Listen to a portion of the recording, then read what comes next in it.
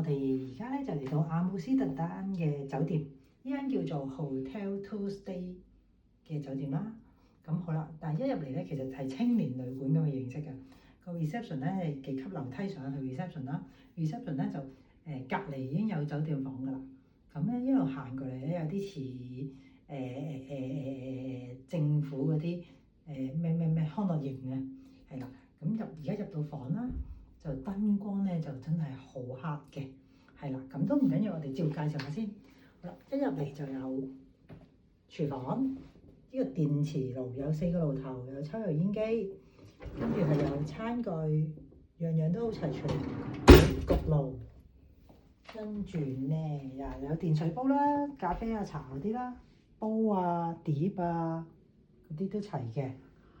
好，下邊咧呢個雪櫃好大嘅，係啦，好大嘅雪櫃。本身個垃圾桶就擠喺度嘅，我哋拎咗出嚟。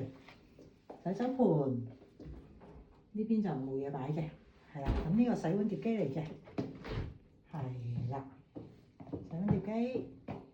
係啦，咁樣咧入嚟嗰時候咧有個 gift box， 裏邊係咩嚟嘅咧？就係啲洗潔精啊、清潔用品，係啦，俾你洗翻乾淨啲碗碗碟碟咁啦。好啦，咁跟住咧呢邊就係廁所啦。個廁所就光猛咯，冇特別咯，係啦，廁所一個，係啊，唔大唔細咁啦。好啦，跟住入嚟呢邊有張台，有燈，入嚟就有2張床，係啦，2張細細嘅床，同埋真係比較黑啊，唔知點解。咁因為我哋住地下，咁冇理由開住個窗簾咁，好似怪怪地咁，所以拉埋個窗簾。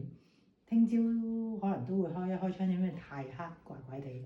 跟住呢個好寬敞嘅位置，係啦，有衣櫃、有夾萬、有衣架、有風筒，係啦。咁呢邊都係衣櫃咯，冇乜特別咯，係啦。咁有張台啦，有個電視仔啦，係咯，可以望下出邊嘅，係啦。其實出邊就係地下咯，望到對面啲房啦，人哋都拉晒窗簾噶啦，係啊，冇乜特別啦，係咯，咁 OK 咯。